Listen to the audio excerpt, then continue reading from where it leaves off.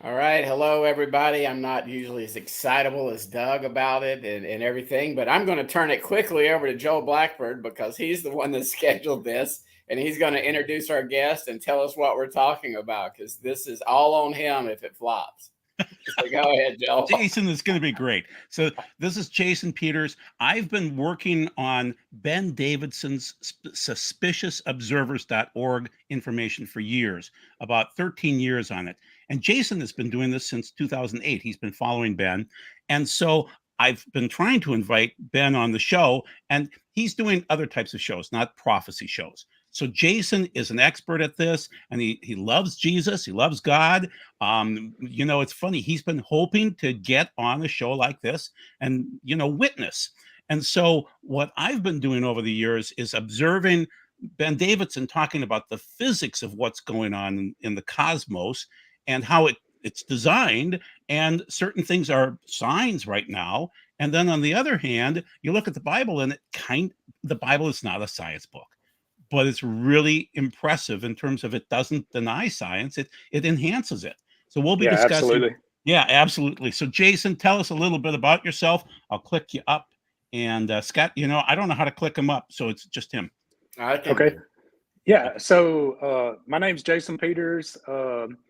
Joel found me on X, where we both follow Ben on his Space Weather News channel there. And my call sign for on X is "What the Truth," and just kind of a slang term for, you know, let's investigate and see what's going on here. So yeah, just young man, I guess you could say, from Mississippi here, and I love the Lord, love reading the Bible, and trying to understand what it's telling us. And I've been very interested in prophecy. Interestingly enough, since I was about 8 or 9 year old, I didn't understand that until later in life, that the Bible was kind of the go-to for prophecy. So that's kind of who I am and where I come from and why I'm doing what I'm doing, why I've been doing what I'm doing. All right, Joel, have you got some Okay, slides for us to go I'll over? pop up the slides then. So let's see Did here. So did you basically, did you what? squeeze in a total of 14? No. Guys, just so you're aware, I over prepare. I just do. You know what? I'll just go with the full screen on this. So basically, we're of the camp of people that believe that God gives us signs, and I'll give you the verses in the next slide or so here. But there are other people that are claiming that it's going to be signless. And so whatever Jason's talking about or I'm talking about is ridiculous, because whatever needs to occur in the future here, nothing needs to occur before the rapture. Well, we argue that the signs, I mean, people, you're seeing the signs. We'll be discussing the signs. We'll be talking about, the sun kicking out flares and kicking out coronal mass ejections, and then the aurora borealis that you see, and then the thunderstorms. You're seeing thunderstorms, derehos, things like that. And then you might see a polar flip too. So I want you to be discerning people. Look at your Bibles, use your eyes, look up and observe what's going on out in the world today, and the cosmos, obviously, too. So one of the gentlemen that's brilliant, Mark Hitchcock, Dr. Mark Hitchcock, tells us that there are no observable warning signs before the rapture. So whatever you're watching, don't just ignore it. And I put all the signs around his head there of all the things that are going on, you know. And then Tommy Ice, who's also a PhD, says the doctrine of imminence implies the possibility of any moment a signless coming by Christ at the rapture. Well, I don't think he's right, because we're seeing things, and we'll prove it to you. And also the Bible tells us that, right away in Genesis 1:14, that these lights in the firmament of the heaven are to divide the day from the night, and let them be for signs and seasons and for days. And then Joel 2:31 talks about the sun shall be turned to darkness and the moon to blood before the coming of the great and awesome day of the Lord. And then Matthew 24:29 talks about after the tribulation of those days, you'll have these signs in the sky. Then we move forward to Luke, which is just amazing. This age of the goyim, we call it Meloha Goyim, it will end. And then there will appear signs in the sun, the moon, the stars, on the earth. Nations will be in anxiety and bewilderment at the sound and the surge of the sea. The people will faint with fear at the prospect of what you apparently aren't seeing, but you are. You know that. And then comes the Son of Man, Yeshua. So we know these things are occurring. And so now we're going to bring Jason back in. And Jason, what we'd like you to do is start to describe what's occurred over the last 60,000 years, whether you believe in a young earth or an old earth or whatever else. You know that God can develop these systems that look like, we've seen these patterns before. So Jason, come on back in, and we'll grab, let's see. Whoop, I'm sorry, I'm clicking my slide. So Scott, I need help. There you go. Okay, thanks. Jason, tell us what's going on. Okay, so so I'm gonna jump back to where you were talking about, the old Earth, the young Earth, old Earth. I definitely believe that the Earth is an older Earth, and hence the understanding of these events going back 60,000 years. Now, I'm not saying that man's been there all this time. I don't really believe that, but there's definitely been some sort of life on Earth during these periods of time, because we have fossil records and stuff showing these extinction level events. But so talking about the signs, what I wanted to jump into here is the precession of the signs, and a lot of people aren't familiar with this. Job 38 talks about this. It talks about the Mazzaroth. And the Mazzaroth is what we call in modern times the zodiac. But that's, in my eyes, that's kind of I call it a perversion of God's truth. And so what's very interesting is these dates here, starting with the Gothenburg event and then the China event, which the Gothenburg event was 12,000 years ago. It aligns with these certain ages, these celestial ages. And so the Gothenburg event actually aligns with the age of Leo. And so let me explain something there too. What's very interesting is the Bible talks about the cherubim, and the cherubim has like these four faces. The one face is the lion, the other the ox, the man, and the eagle. So those are like the corners of the zodiac. Well, Leo, the lion, was in the time of this Gothenburg event, or the Gothenburg event was in the time of Leo.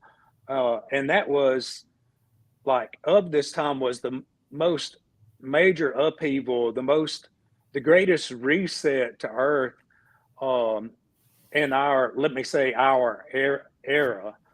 And then, so like I said, that's the line of the cherubim, or the four corners of the Mazzaroth, or the zodiac, if you will. And then, so we'll move to the China event. The China event 6,000 years ago directly correlates with the ox. And so, of course, we think of that as the biblical flood, right? And so currently, kind of jumping forward a little bit, currently we have transitioned into the age of Aquarius. And so the age of Aquarius, this is the man. And so now we're coming into the next corner of, this coming event. So it kind of reflects, if you look at the past, it really reflects what we're going to be talking about here, this future event.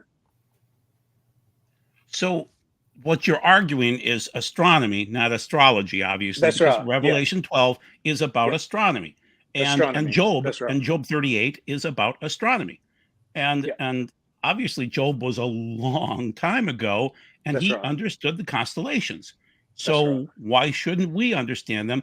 And the intriguing thing is, obviously, the pagans know this, because I'm old enough to remember 1970 when the Fifth Dimension came out with the Age of Aquarius song, and so they truly believe they're reaching their age, and they believe it was somewhere around 2012-ish or something like that, right? Yeah, that's right. So I follow another individual that's very intelligent in this, and I say he's intelligent in what I call it astrotheology. So the theology of astronomy, and so this guy, and I'll give you some credit.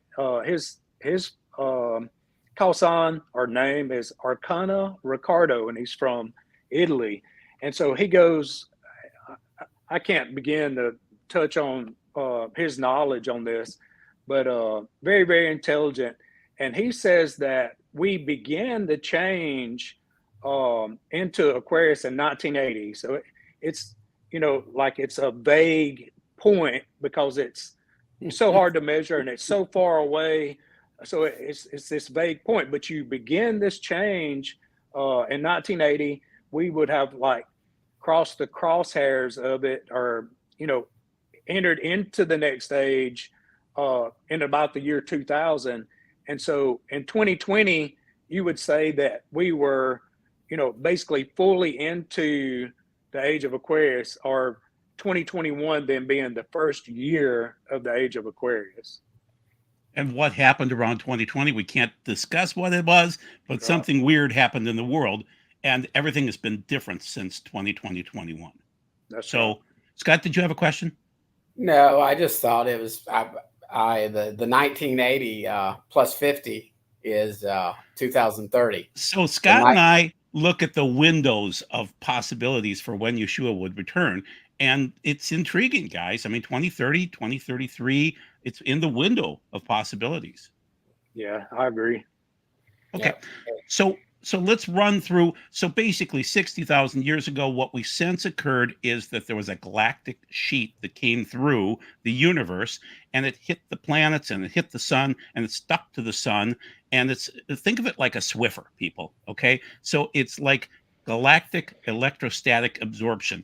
And so it coats the sun kicks off these coronal mass ejections that are huge. So what we've been experiencing lately are X 1.1, things like that. There were a couple of larger X flares that came out, but they went the other direction.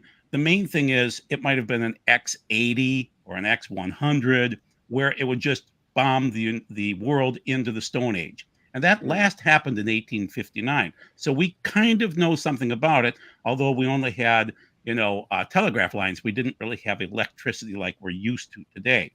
But think of it as 60,000 years ago, we had a Stone Age. Then 48,000 years ago, we had another Stone Age. And the current sheet came through and caused the sun to erupt and burp out. And then basically life would end, most of life, maybe 96% of it would end just like that. And then it would rebuild up again, whatever the life happened to be. And then it goes through these 12,000 year cycles. And we seem to be coming up to that age of Aquarius cycle right now. Right, Jason? That's right. Yeah. Okay. So the main thing is we can monitor the dust. We know what's going on. NASA is aware of it. The ESA, the European Space Agency, is aware of it too. And so what we want you to be aware of is that we seem to be coming to the end of that age. And we assume that that has to do with the Messianic age, that Yeshua will return.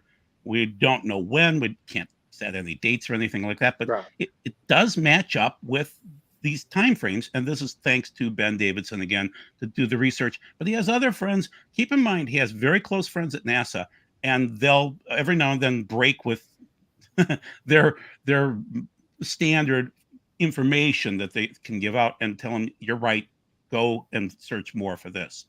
So, and Jason has been observing Ben since 2008.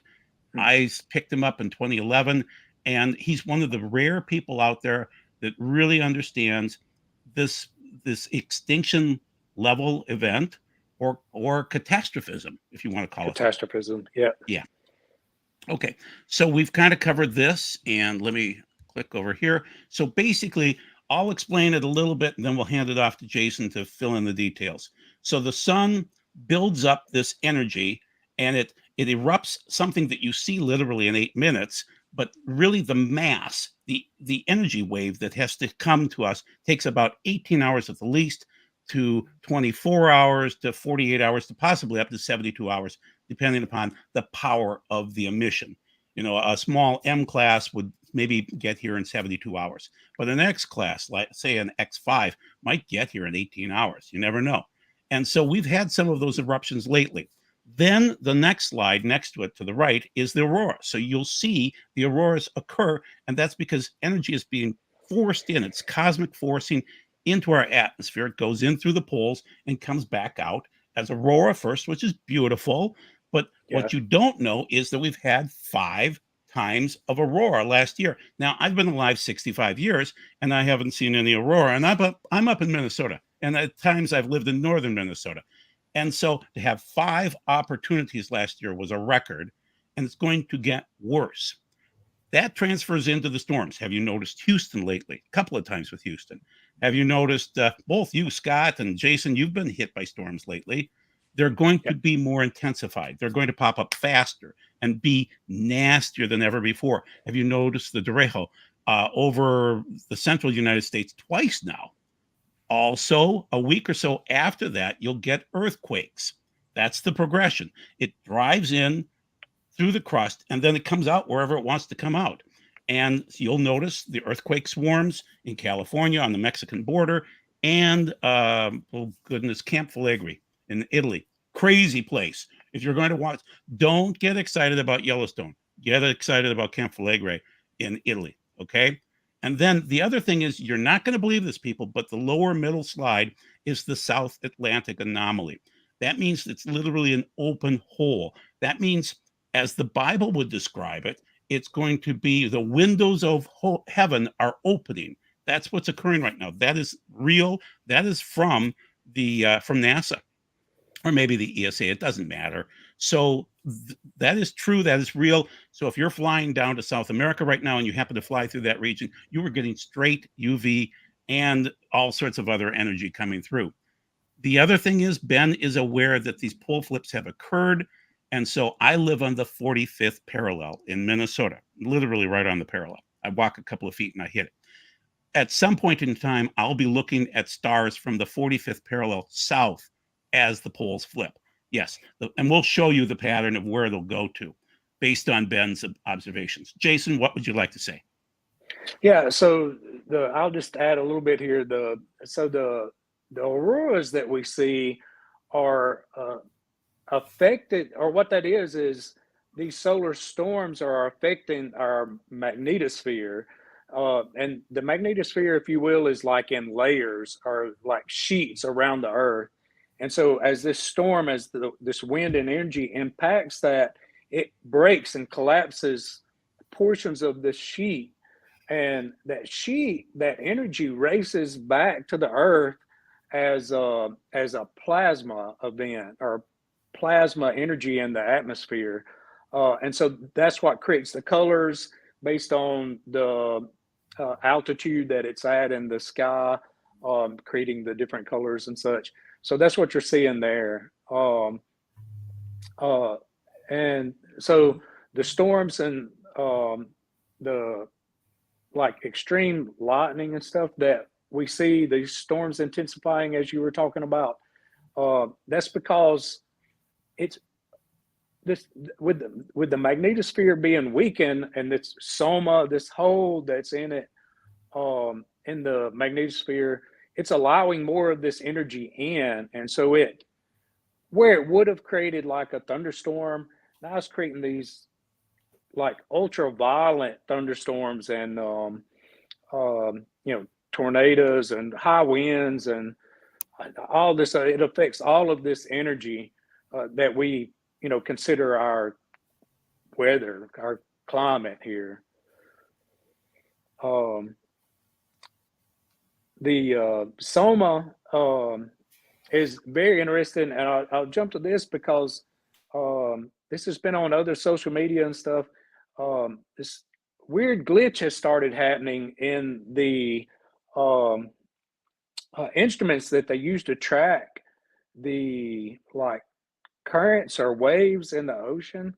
And so they keep seeing like this, it looks like a tsunami or something that's going across the ocean, but it's simply a glitch in their instrumentation. And it's caused by this, like extreme radiation that's piercing onto these instruments and causing them to fault out and create these reports of these high waves when there's nothing really there.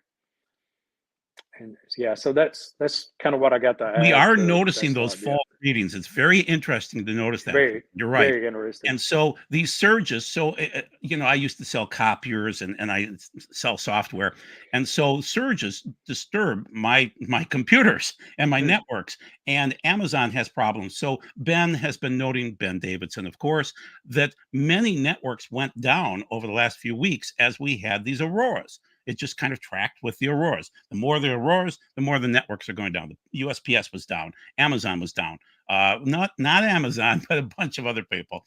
I sell Amazon, so I've got to be careful.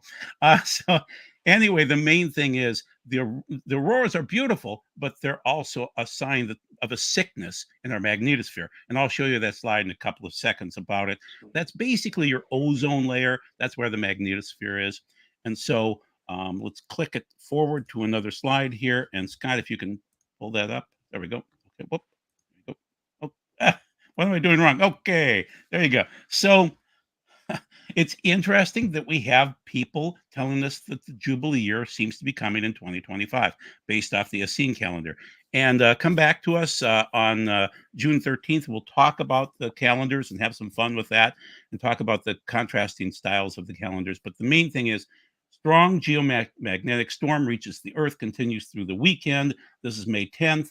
And so NOAA, I monitor them daily to see if I can run out and watch auroras. They're aware that they are storms, people. They're geomagnetic, and so they're forcing energy into our atmosphere. And then this is space.com saying the next 4 to 5 years will be the best time to see northern lights in the cycle. Why? Because we're in solar maximum. We're getting close. Oddly enough, 2025 is the point where solar maximum should peak, which seems to match up with potentially a Jubilee year. And then also, you'll have this time then afterwards where we go into solar minimum.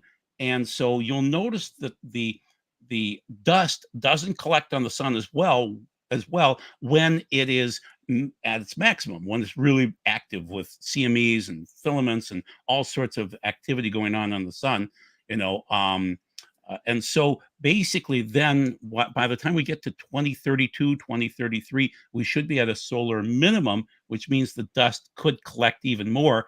And I'll explain that in a few slides. So Jason, what would you like to say about this? Well, I wanted to add how incredible my Aurora experience was here in North Mississippi.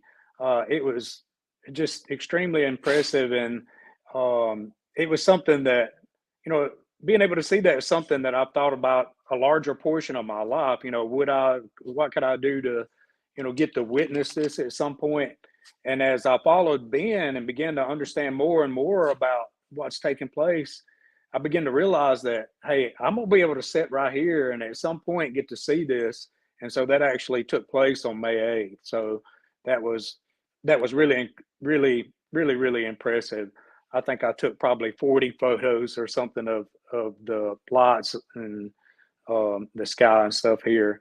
But what I wanted to add is the solar storm that created these auroras that were visible.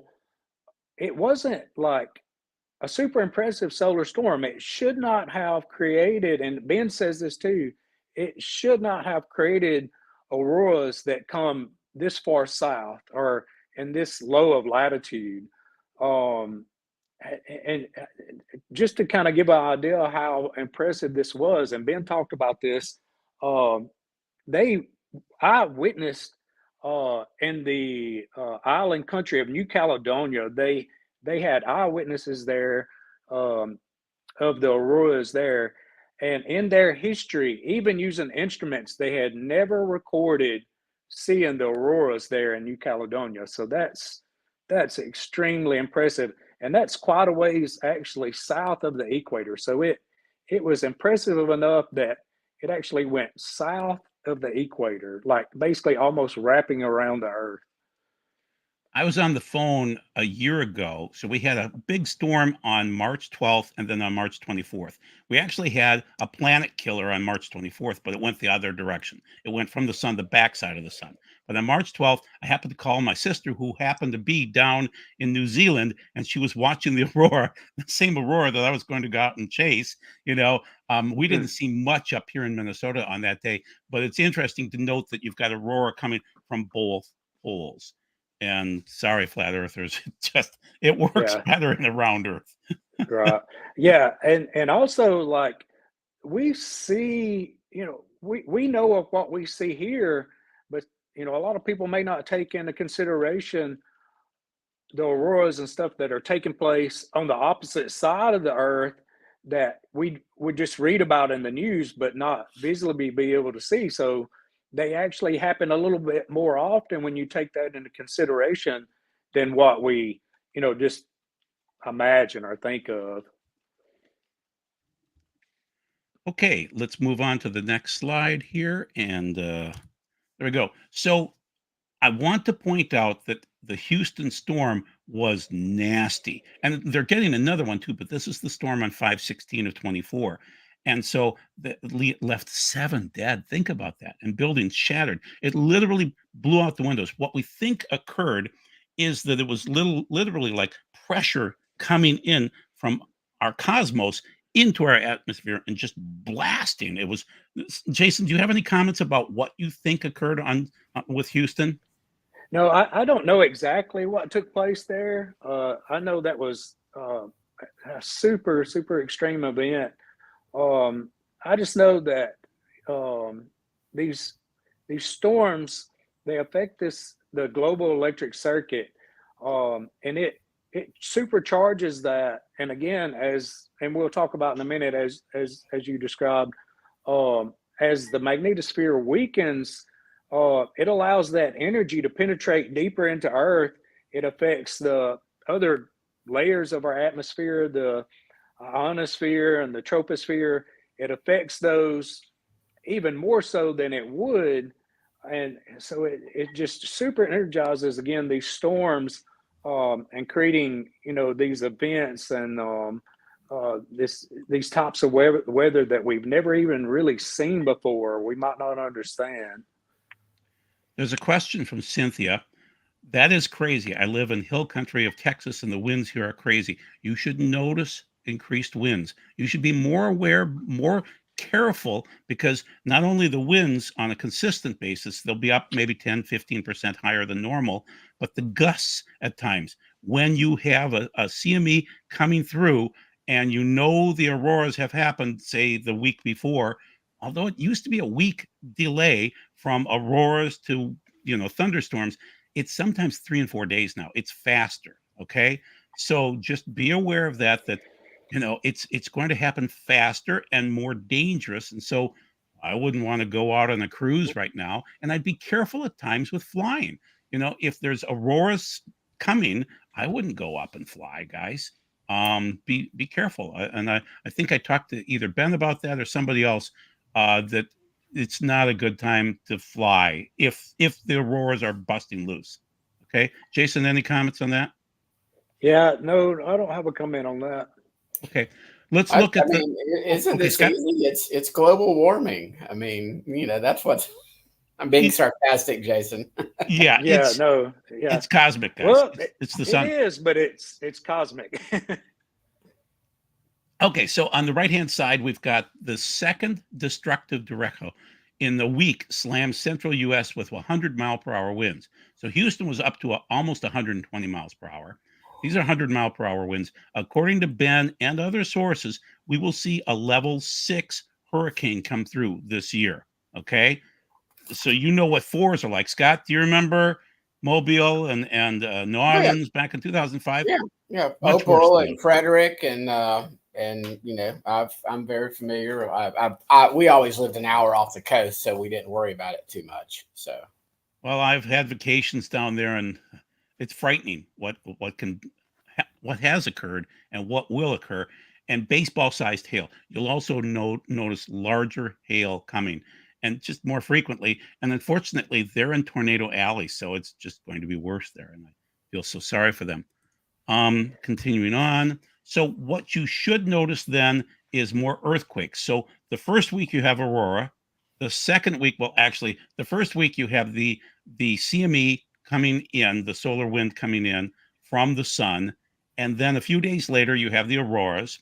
Okay, and then no, actually, the auroras are right away, uh, almost a few hours after the energy arrives through the poles. Then you should notice the storms start to whip up within a few days, 3 days, 7 days. Then about 2 weeks out, you'll notice the earthquakes. This is a long time ago, but I did note already that we have earthquake swarms on the Mexican border with California, and we have Camp Flegrei in Italy that are just whipping up nasty earthquake storms. Jason? Yeah, so that Count Flegrei is very interesting, and Ben's been talking about that. It's the most significant volcanic, um, if you will, opportunity or um, system in that particular area, and the earthquakes that's taken place there over the past couple of weeks is it's something that the people have never witnessed, not in their lifetime.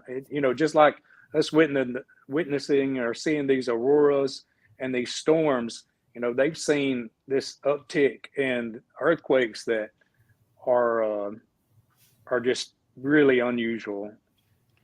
So what John Barney is describing here, and maybe Jason can describe it better than me, is there's this energy that pulses at us from the sun, and you'll see the ozone layer kind of I don't know how do you describe it, Jason? How it handles the energy, and it kind of expands and contracts, and it bounces almost, right? Yeah, that's right.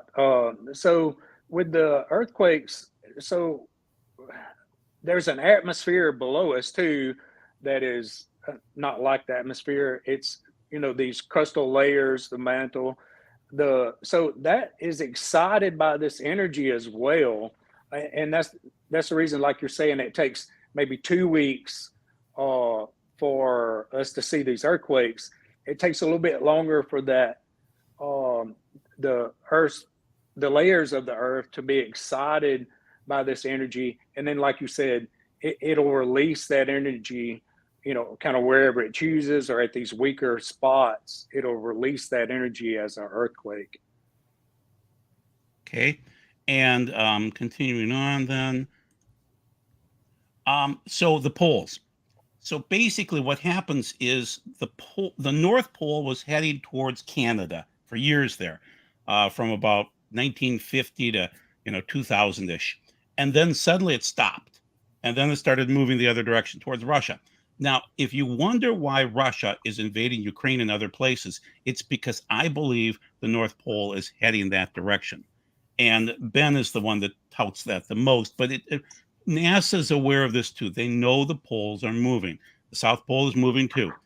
But the main thing is, if the pole moves, Russia's going to get colder. They're already a cold place. They have Siberia. But can you imagine being chased by the pole? And according to Ben and some other people, what you'll notice on the right-hand slide here is the North Magnetic Pole is going to head south and go through and kind of end up. It'll go through the Dragon's Triangle, if you believe that to be true. It is. It's just outside of China, and end up probably close to India. So you do not want to be in India during the end of days. It's not going to go well for you. Okay. Now we're hoping that the pole flip would occur at the tail end of everything. North America is going to do okay, but once again, I'm in Minnesota, 45th parallel. I'm going to be looking at the stars from the 45th parallel south at the end of this pole shift. And the other pole would come through the Bermuda Triangle, we believe, and end up just off the coast of South America. And so it seems like pole flip has happened. Jason, you mentioned every 12,000 years, these pole flips happen. It seems to happen. Ben thinks it's a day or so. What do you think, Jason? Yeah, I agree with Ben.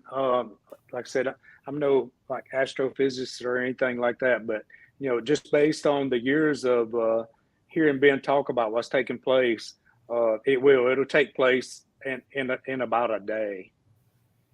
So you should have uh, what do you call them? The woolly mammoths up on the pole eating food that is nice, warm weather food, and then suddenly it freezes within a millisecond, and you can see that the food hasn't even digested. It literally froze right away. So on a pole flip of a day, if you're in a warm zone, say India, and it suddenly becomes the North Pole or the South Pole, you're you're going to die quickly in a millisecond if you happen to be in the right location. And I still think the Ozarks are a wonderful location. Um, and Corey Ten Boom agrees with me, then you'll survive. And so we assume that 4 to 10% of the population will survive. Be a survivor. That's what Yeshua wants you to do. And look up, observe the signs, and be a survivor. So, Jason, any other comments? Yeah, no other comments on that. That's pretty Okay. well explained. Okay, so once again, magnetic weakening. We've talked about the ozone layer, the magnetosphere, the ionospheric disruption. We talked about that. It's literally wobbling, and that's how Isaiah described it. The earth will wobble to and fro like a watchman's hut, I think it is, like a drunk, And you'll have a volcanic surge. You'll have the oceans shut down. It's extreme weather. This sounds like the Bible, guys. It just does. So, continuing on. So, basically, this is about the magnetosphere. And according to sources like NASA and the ESA, the field seemed to be at near maximum strength in 1859, but then it's been weakening since then. By the year 2000, it was down to 90% strength. Then by the year 2010, it was down to 85%. Now, the year 2000 was reported by NASA. The year 2010 was reported by the ESA. And so we have more auroral issues and satellite issues. Elon Musk lost 39 satellites back in 2022 due to the fact that the magnetosphere is thinning. So if this is actually the case where it's literally going to hockey stick down now, and it seems like we're tracking it pretty well. Now, NASA and ESA are not reporting anymore, and they don't want to scare us. It's like screaming fire in a crowded theater. But yet we know it because we're seeing more auroras.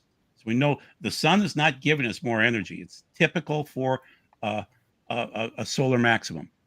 Something is causing more auroras. That's what you're looking at right here. Jason, any comments? Yeah, so Ben was saying that like basically by like 2025, 2030, that this percentage of change that we're talking about will basically be 1% per year.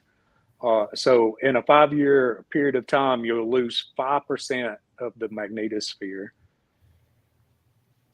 So Ben is telling us, and there are some other people that we probably can't name, but they work for NASA, and there's a wonderful guy from Space Weather. I think I could state Tony Phillips. He has been discussing this more and more lately, Dr. Tony Phillips. But anyway, so Ben has been saying the kill shot would occur in the 2040s, 2050s. Now he's moving it back and saying it's probably the 2030s, which seems to be about the time that we've got these windows that Scott and I talk about all the time, where it seems like Yeshua could return in 2030 or 2033. It seems plausible, based on lots of information. But we've been wrong before, and we're not predicting any dates, obviously.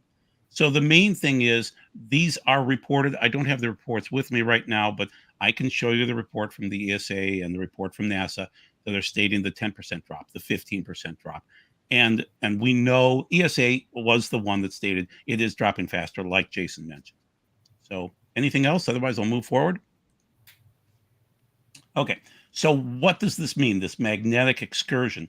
It means that you're going to get more direct radiation, more UV from the sun. It's going to change your climate. It's going to change your lifestyle. Jason, do you know biological coupling at all? Do you know what that means? I just know it affects us internally. Oh, yeah. And a lot of that's, has been visible in years.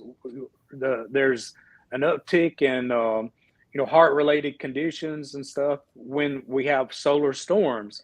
And so, even 10 years ago, that was recorded, these how it's kind of correlates. It it it almost occurs at the same time as these, you know, weather extreme weather events or whatever. And as that continues to collapse, it's going to get worse. So you're going to have headaches. So when the auroras show up, let's pretend that you can't see the auroras. Well, they're still here. You will feel a headache.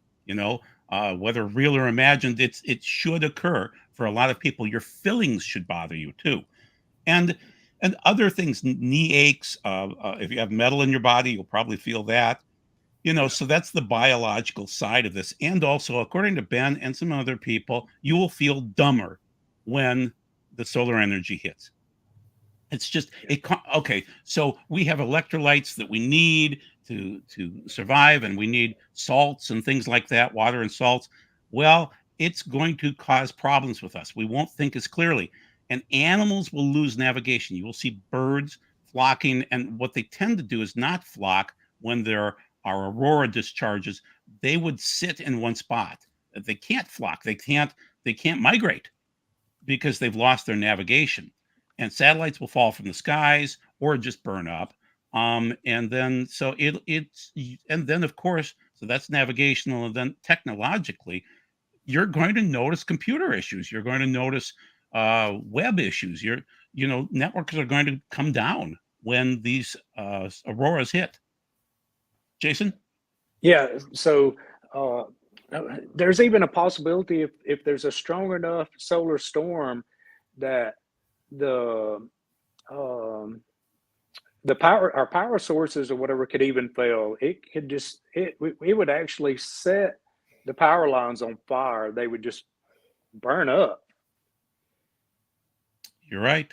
It happened before. So once again, the Carrington event back in 1859, the telegraph lines were on fire. The poor guys operating the telegraphs would burn their hands and be shocked, just from the power of the surge. And that was probably an X80. So based on how I read the Bible, and that's Revelation 6, verses 12 through 17, there seems to be a mohair micronova that's not a serious one, but it's enough to drive the kings of the earth and other people underground for a period of time. And it looks like, according to the Bible, everybody goes underground.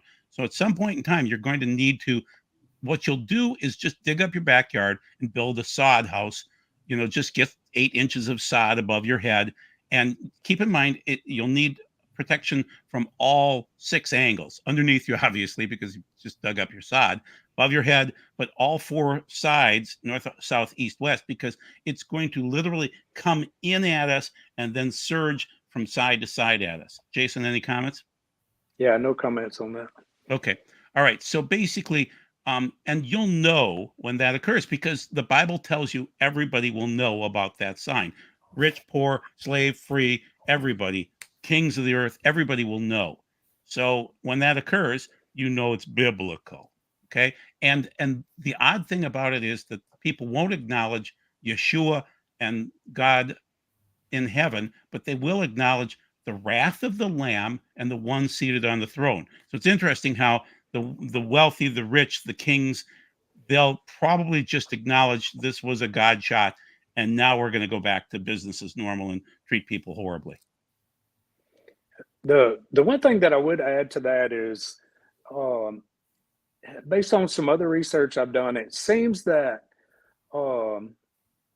like supernatural events, the supernatural side of biblical events, it takes place around either these high energy areas or something to do with the magnetic ley lines of Earth, like you was talking about the Dragon's Triangle or the Bermuda Triangle. So those are, you can look that up. Those are scattered all over the Earth in like a geometric pattern. But what's very interesting is it talks about the stars falling from the heavens as the sky recedes. These stars are falling from heaven, and I really believe that what we're referring to, we're going back to Psalm 82, verses 6 and 7. And so what's actually fallen there, the stars that it's talking about are these celestial enemies, if you will, of heaven that are being cast to earth. So that's just a little glimpse into like the supernatural side of part of what's going to be taking place. It's going to be more than just these like weather and biological related events. There's going to be some things that we will see and maybe not understand. He is correct in many ways. Jason, thank you for pointing that out. Isaiah 24:21, if you read it in the Hebrew, will have the Zavah. These are like warrior angels. We'll just consider them to be fallen angels that are in the Marom, which is like a level between the earth and the heavens. So it's their little area to patrol as watchers. And God will punish the Zavah in the Marom of the Marom in that day, plus the kings of the earth on the earth. And that's Isaiah 24:21. So you can look that up anytime you want to. So, yes, Jason, also Revelation 12 kind of talks about it. By the way, as long as we're talking about Revelation 12, you have mentioned that you think Revelation 12 already occurred, but there might be a future retelling of that story. How does that work? So so I was talking earlier about the celestial ages, and so uh, the beginning of our period of time began with Virgo, and Virgo being the house of bread, um, and so Christ here he described that or this event that took place with Christ, the two fish and the five loaves of bread. And so what that was symbolic of was this age from Virgo to Pisces, Pisces being like the church age. And so that's just kind of touching on some of that information. I know a little bit more about it, but I don't want to dip into that too heavily. Okay. All right. And then continuing on. So what are you watching for going forward? What's a sign of the micronova, which seems to be the sixth field, no matter when it occurs? What are you watching for? You're watching for winds. You're watching for jet streams to change. You're watching for more UV penetration, and it's going to penetrate your skin more. So you'll notice more skin cancers and more issues. You'll burn faster, people, and with your kids, be careful. You will notice an odd pattern of the sun going before it goes micronova, and the Bible lists it as black as that point. You will have the sun go from yellow to white to red to black. According to We've seen micronovas occur across the cosmos over the years, only recently, really, since about 2022, but now we're spotting them more often. So the basic thing is the the dust, like I mentioned, you have this magnetic electrostatic connection where the dust just kind of collects on the sun, and so we believe the sun is already gone. All right, I'm old enough to remember a yellow sun. You guys are pretty young compared to me. The sun is much more white now. Okay, it just is. And so there probably is some dust collection on it right now. Once it goes black, if it happens to match with a blood moon eclipse, we're going into the sixth seal. So just be aware of that for timing. I don't know when, but basically, so watch for jet stream changes, auroras. If you start noticing many, many more auroras, that's dishealth for the world. And so just be aware of that.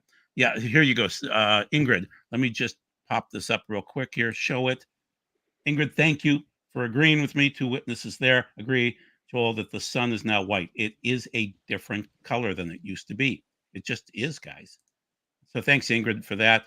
I don't know if anybody else. Yeah, here it is. We've got one more. Yes, I'm 64. The sun is different. When I was a kid, it was more yellowish. It just was. And it's whitish now. So just keep that in mind. That's another sign that there's something sick going on with our ozone layer, our magnetosphere, things like that. and the sun in general with the dust collection. Jason, should I continue on, or do you have another comment? Yeah, no, go ahead. Okay. And so as the magnetosphere weakens, you'll notice a faster upper level winds. And we're noticing that the storms are faster in the upper levels. Increased pressure differentials. Oh, yeah. Jason, any comments on those two? No, I don't have a comment on that. Okay. So basically, you're going to notice high pressure, low pressure. They spin in different directions, and it's going to be uglier when they bump. Okay. That's where the storms occur. So don't be there, or go underground. Don't play around like these people are doing. Like this poor lady the other day here. She was out storm chasing the tornadoes in Iowa, and her car was smashed up. I don't know if she lived or not. That it's not the time to storm chase. You learn something else. Okay. It's real, it's dangerous, so be careful. And then the electrodynamic cloud microphysics. Yeah, you're going to notice the clouds are going to be different. They're going to move faster and cause just more rapid storms. Once I will again, mention yeah, go. I will mention a storm that we had here that was very odd.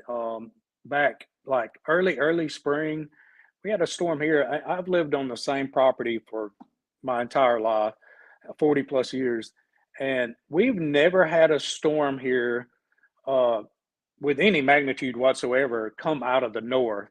Uh, and and so from the south and the west, my house is actually kind of protected from a ridge line. Like we're lower here than the area around us. And so the storms kind of go over us here. I mean, we experience some winds and stuff, but around us it's much worse. Well, this storm come out of the north and really caught us by surprise, and it took out a bunch of our trees and did some damage to our houses and stuff like that. So really weird, very strange storm. There was a strange storm that occurred with an earthquake just about 10 miles west of New York City back just a few days before the solar eclipse of April 8th. Okay. And so in that case, it drove the energy into the soil, into the ground, the crust, and then it came back up again through the Statue of Liberty as the electricity, the believe it or not, a lightning bolt shot out of the Statue of Liberty up into the sky. We have not seen that much over the history of the world, other than volcanoes. That happens all the time with the volcanoes. So we saw that in New York City. There was energy there, and it was frightening, and the New Yorkers noticed it because they don't believe in earthquakes out there because they haven't really seen much of it over the years. So you'll see more ground to cloud lightning than you've ever seen in your life. Jason? Yeah, no, I agree. Okay. And then certain, like I mentioned, the X factor is important. We had an X 8.8 that missed the Earth. We had an X 5.4 that barely clipped the Earth. If those storms would have hit us, we would have noticed it. Jason, you would have seen aurora south of you. Yeah, that's right. Yep. So once again, I'm citing suspicious observers. I've been clipping a lot from him, Ben Davidson, of course. On the right-hand side, this is proof from Reuters, and I have more sources than this that state surprised astronomers find new type of star explosion, a micronova. That can be a minor level, which I call the mohair micronova, or and keep in mind, then right after that, the sun degasses. It's a technical term, but it's think of the sun as like hydrogen, almost like a metal surface. It's fairly hard. And so it has to release. And at that point in time, then that's a micronova. And then after the release, it degasses and then it comes back again. And so maybe we've had more of these, but there was something called the Maunder minimum back in 1645 to 1780. And remember when George Washington and the people were, crossing the Delaware and it was open? Well, it had been frozen for years before that. So basically, that was the Maunder minimum that they came out of as our country was being formed. And so we believe that there was a micronova going into the Maunder minimum. Jason, any comments? Yeah, I agree. I believe that's absolutely what was taking place there. So what's going on then into the future? You'll see more solar ozone destruction. So basically, the normal balance is you're going to have ultraviolet ozone creation as the particles kind of coalesce in that ozone layer, and then but also particle ozone destruction occurs, and the things that would cause that seem to be occurring a lot right now.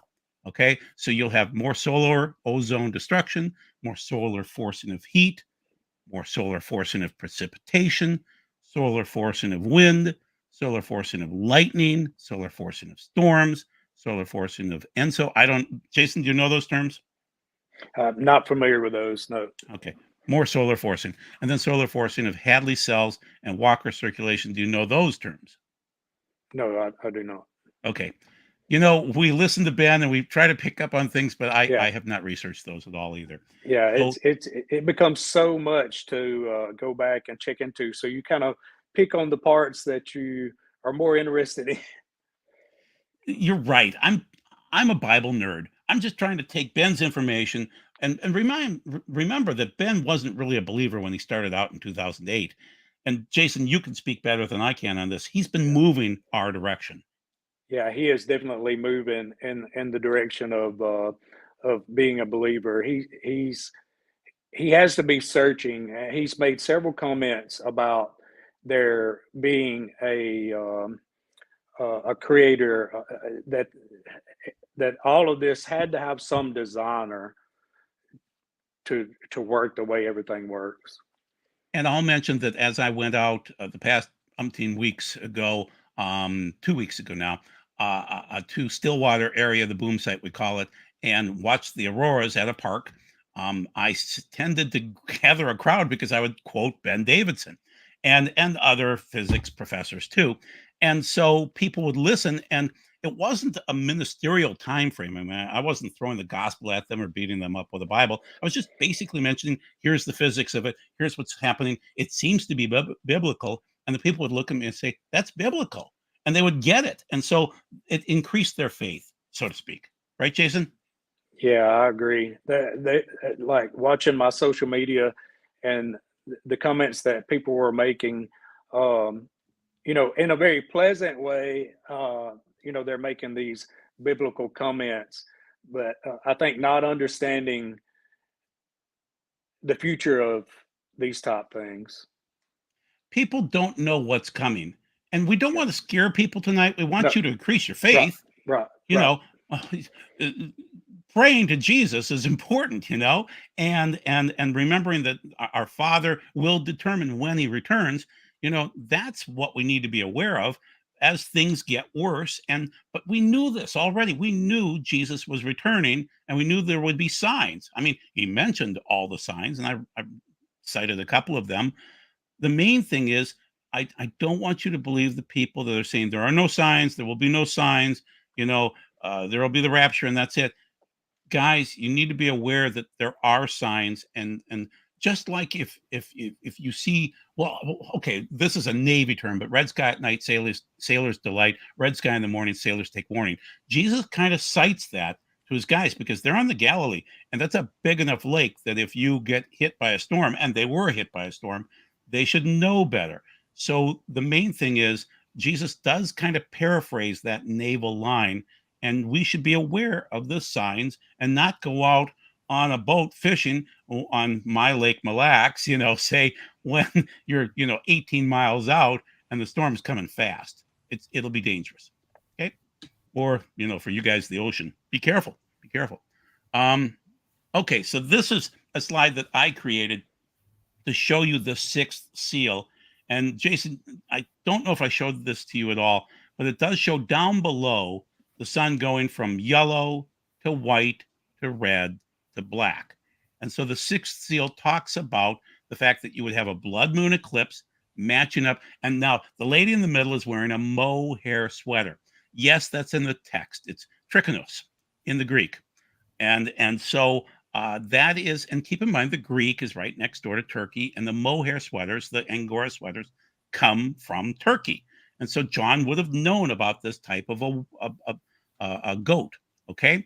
And so if you notice that the sun is changing these colors and a blood moon is coming, And so let's run through what's coming up next. So 3:14 of 25, that would be Purim, and then 9:7 of 25, leading up into Tishri, into Rosh Hashanah.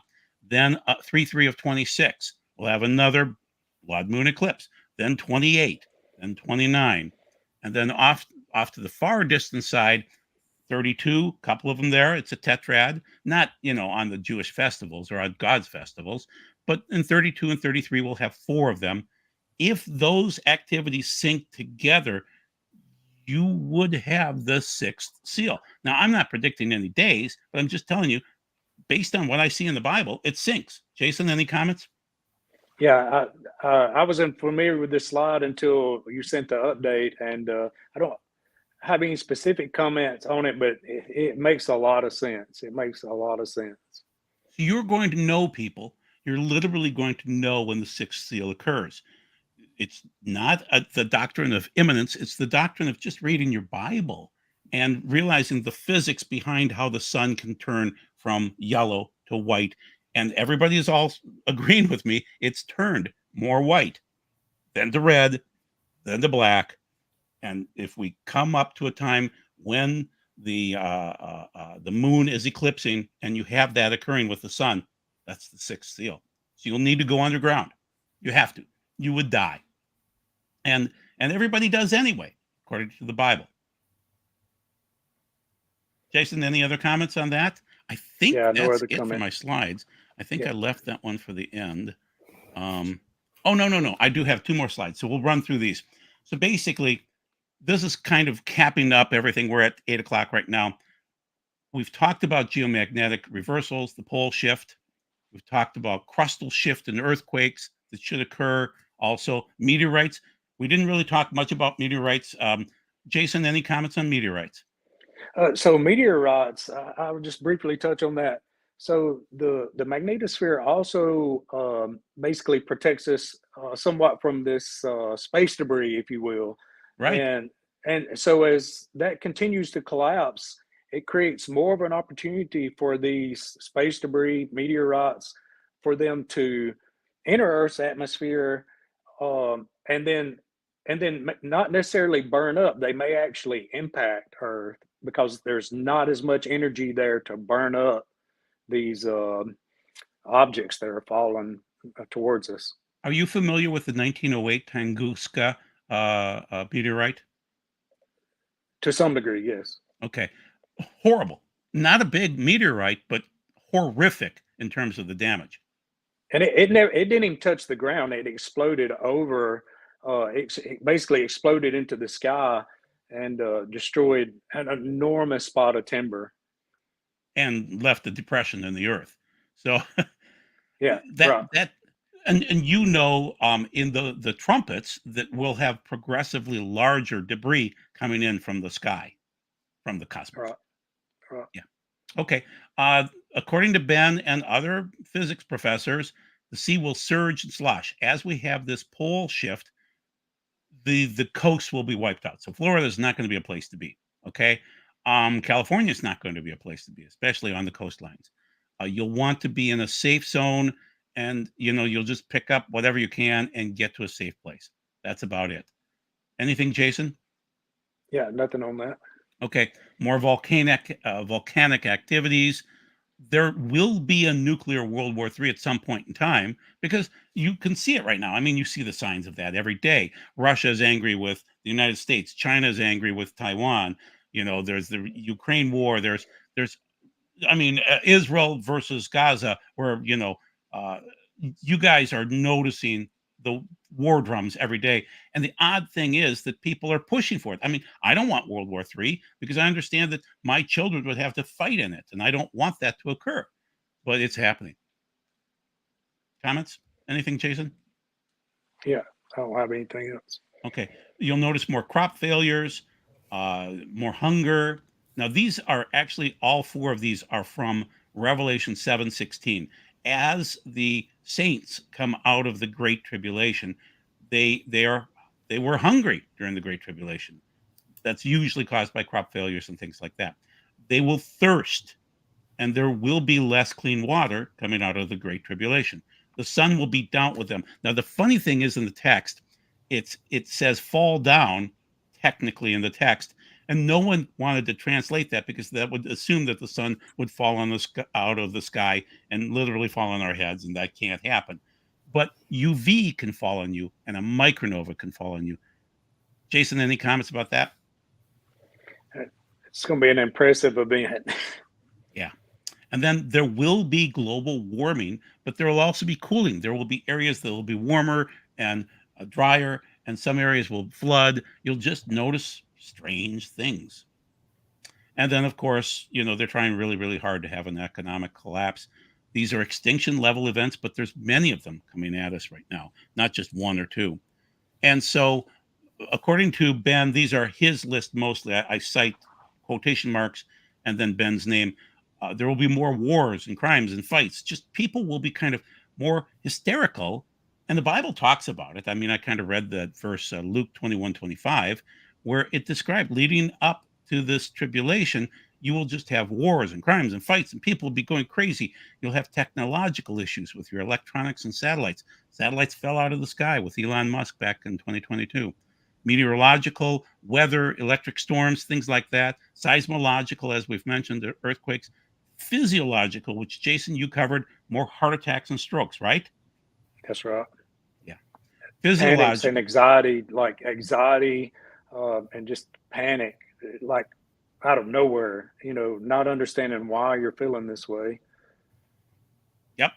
Psychological, we will get a little dumber with reptile brain issues. Literally, that's what it hits. The electrical surge hits the reptile brain. So be patient with your friends, be patient with your loved ones. It's going to be very interesting as this electrical surge, these auroras, hit your reptile brain area of your brain. Okay, emotional instability, cognitive decline, panic increases. So that's all Ben. And then I added in that there will be observable signs. You'll know something's going on, and you'll see patterns and other things like that. Now, is this the wrath of God? No. This is just the end of the world. This is not God Not hating world. believers. Not world. Age. Okay, well, age, right? Aeon. That's a pet peeve of mine. No, well, you're right. You're right. I mean, it's there in the Hebrew That's and right. there in the Greek. It's aeon in the Greek. Yeah. Olam. And Joel, I was going to say that this, Yeah. especially about the physiological and the psychological, I believe that that Yah can certainly protect whoever he wants to. If he can protect Shadrach, Meshach, and Abednego in a burning furnace, then Exactly. a few cosmological issues are child's play for protection. So I believe that really should be the prayer. Versus really even worrying about this at all. We should be observing it. We should be watching. We definitely should be watching these signs. But as far as, like you said, Joel, maybe at some point in time it might be to pack up and go. I don't believe we're there yet. I believe at that point in time, I think there will be certain prophets, and God will warn people, and I don't think it'll be something that people think is crazy when it happens. When we're told it is time, and it might be, hey, go move to ancient the wilderness in ancient Ammon, Moab, and Edom. Again, that's where I see in Daniel where the king of the north, for some reason, cannot conquer that region. You see in Zechariah. So I believe there will be places of protection. And I believe even if you're living in Alabama or Minnesota or Mississippi or even California, as far as some of this stuff, you can certainly be protected. But at some point in time, it might be that you need to leave. So let's talk about Scott's comment about prayer and cite Ben from earlier today, because Ben Davidson has been talking about how it's going to be stressful as things change and our regular world gets different.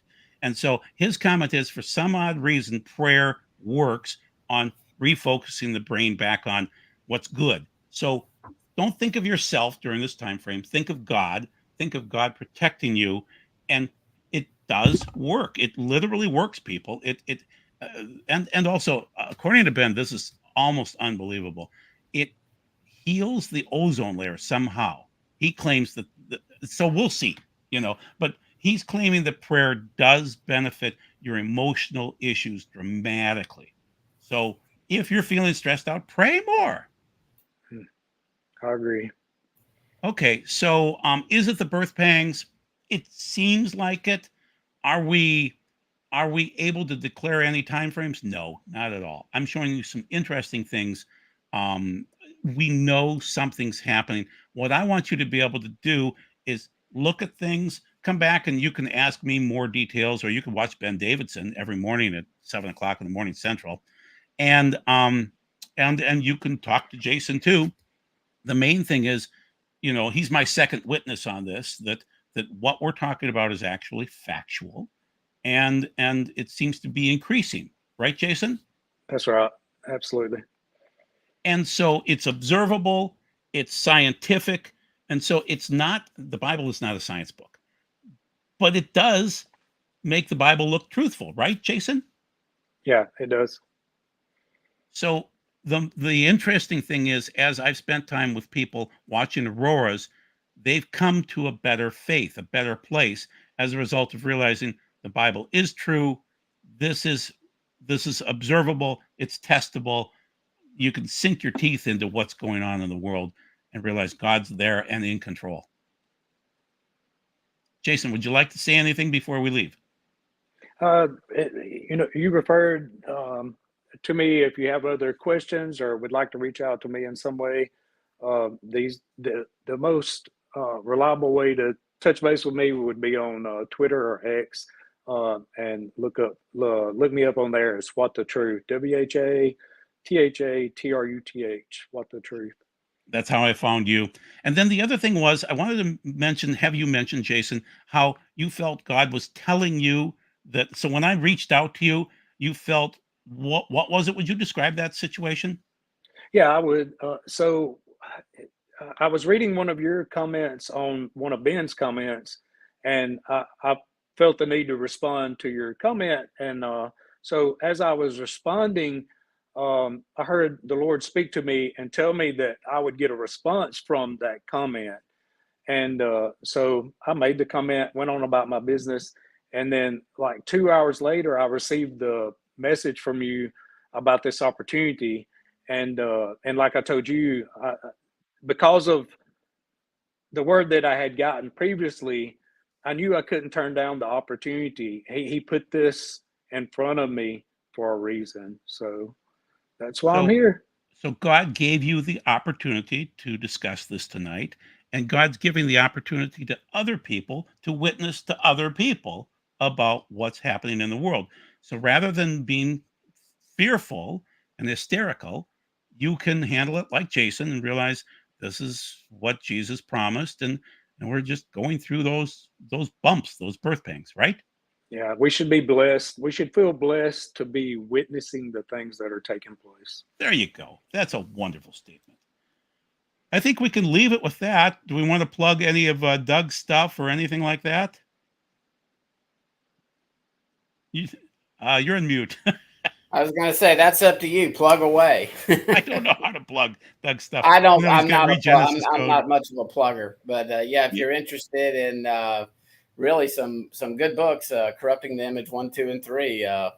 Doug has put a lot of time and research into that. So, but anyway, everybody, thanks for joining us. I was quiet tonight. This is not my wheelhouse, so I let these two stargazing geeks go at it. And was rather quiet. Since somebody fussed at me for being the most talkative one last night, I figured I would just not say much tonight. So, who fussed at you? Oh, I'm not going to say, but there will be no further communications with this individual because they did it publicly, and they can't. They actually can contact me privately, and I'm just not going to deal with it anymore. So. Okay. I thought we had fun last night. We had fun. Yeah, I thought so too.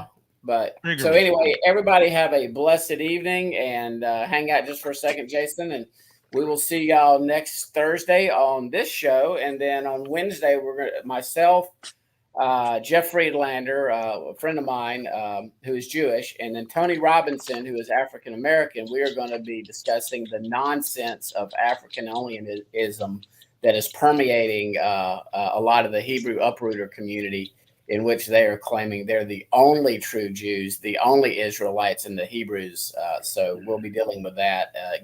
We white people can be saved under their theology, but it's sort of like the role reversal in which only the Jews are Israel. So y'all have a blessed evening. Bye. And then one other thing, I'll just plug real quick. If people wonder where to see more stuff from me, I do Beth Hesed Sabbath Fellowship. So BETHCHESED. Hesed is like loving covenant, kindness. It's a Hebrew word. Both Beth and Hesed are. And then Sabbath Fellowship. So you could find me on that if you're curious with because I've done some other work around this topic. Although I bounce around from many, I have 100 different metrics that I'm testing out at any point in time. I kind of do what Haller does, and you guys remember Haller. So anyway, be blessed. Thank you, Scott. Take us